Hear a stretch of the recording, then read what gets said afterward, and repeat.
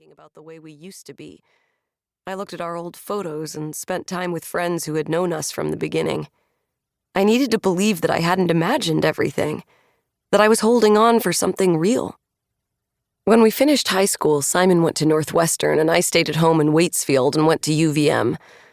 Simon and I didn't think the long-distance thing would be a problem for us. We were solid.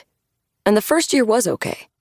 We came home a lot and we FaceTimed every day, sometimes 2 or 3 times a day, and we emailed. My friend Allie told me that it couldn't last. She said Simon was too good-looking, plus his parents were loaded.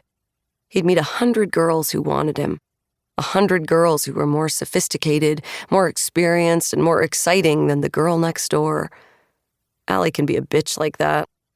I didn't want Simon to dump me, but I'm the kind of person who likes to prepare for the worst, so I put a lot of mental energy into getting ready for the inevitable.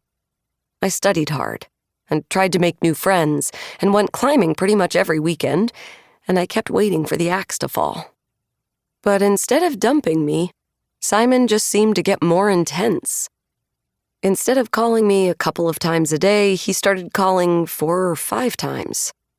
Sometimes he wanted me to carry him around in my pocket, which meant FaceTiming him and then muting my phone and taking him with me to lectures, or just propping the phone beside me on my desk while I was studying. Simon came home every other weekend, and he wanted to pay so that I could fly out to Illinois to see him too. But I couldn't do that. I had to work in my mom's inn on the weekends. Also, taking his money and spending it like it was mine would have felt weird. He didn't understand. He was really angry and really upset. Looking back, I can see that was when our relationship started to change. After I said no to coming to Illinois, Simon had a permanent attitude. Like he had the moral high ground. Like he was the perfect boyfriend and I was the bad, unreliable girlfriend. He made jokes about it, but I could see that behind the jokes his feelings were hurt. So I did everything I could to reassure him. Nothing seemed to be enough. He was rougher with me, in bed and out of it.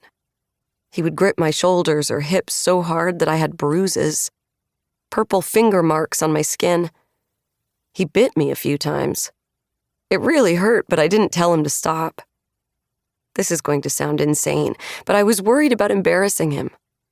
I figured that he thought it was sexy or something. It so wasn't. And because everything was weird between us, I was afraid that if I told him I hated the biting, that would hurt his feelings too. I told myself that Simon was just going through an insecure stage, that I knew the real him, and that we'd get back there again if I could just make him understand how much I loved him. I was stupid. But then I was a lobster in a pot. The water warmed up so gradually that I didn't realize I was boiling until it was too late. Simon came home for the October vacation during our sophomore year. He'd wanted to go to Hawaii with friends, and I had to stay home to work, so he came home too. But he was really angry about it. Nothing I did seemed to make him happy until I finally agreed to blow off work at my mom's inn and take off for the whole week with him. I called my mom, and of course she was upset and angry, but Simon seemed to finally be himself again, and the relief of that was so intense. I hadn't realized how much I was stressing about us until I thought I could stop. Simon's parents had just bought a new house near Stowe.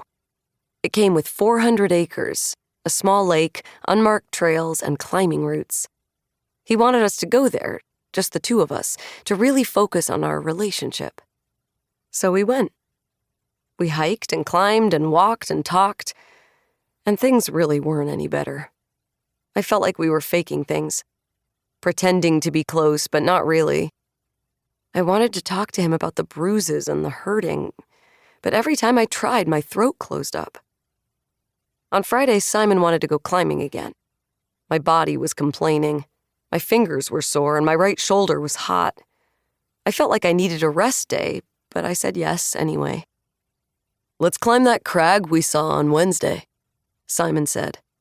We were eating breakfast. He reached over and smoothed my hair back, tucking it behind my ear.